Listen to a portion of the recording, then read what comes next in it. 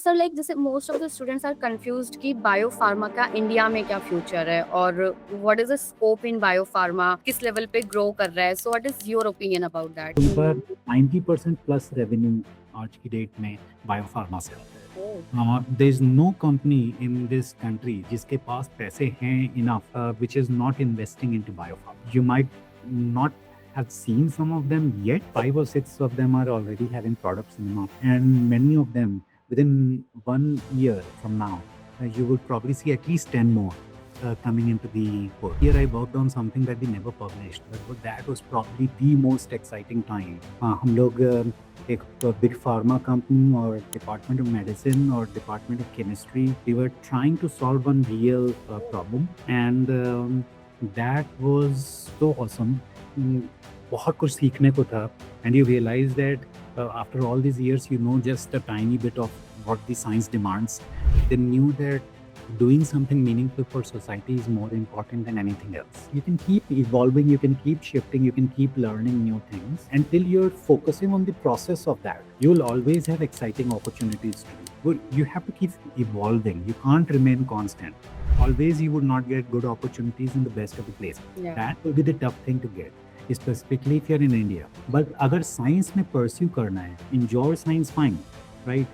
But it's important that you can enjoy science more if you are financially secure. By the time you will reach an age where you have a job and all, you might also have family obligations and family members dependent on you financially. And at that point, if you are constantly worried about अरे fees के लिए पैसे हैं कि नहीं, health security के लिए पैसे हैं कि नहीं, and what not, then your focus is lost, right? So you want to reach to that stage where you don't have to think about money, kind of a bottleneck. So I'm very clear that I would never, even if I can go back in the time, I would never stop after MSc and get into a job. So degree is the least important thing that you take from any academic program. It would be the skills and Exactly. your thought process, your capabilities of how you process things, how you conduct yourself. For example, if you're going for a meeting, will you have a negotiation skill, shifting borderline cases in your favor? Or for example, if you're going for an interview, can you direct your answers in a way that the questions can be redirected in your field of strength, right? Very simple things. उसके अलावा, I guess one of the things that you again require a lot in academics as well as industry is how do you work in a team, both as a leader and as a subordinate. You need to be good at that.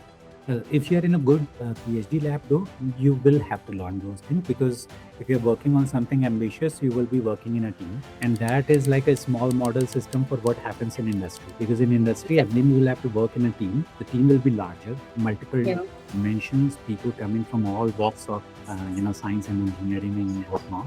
So वो coordination करना और उससे comfortable होना कि ठीक है, I do not know everything. I've never seen anything related to biomedical engineering, maybe or device fabrication or maybe clinical research, but then it's okay. I can learn it, I can connect with them, I can learn their language. I don't have to be an expert of everything. I only need to understand what they're saying and then communicate in a language they can understand.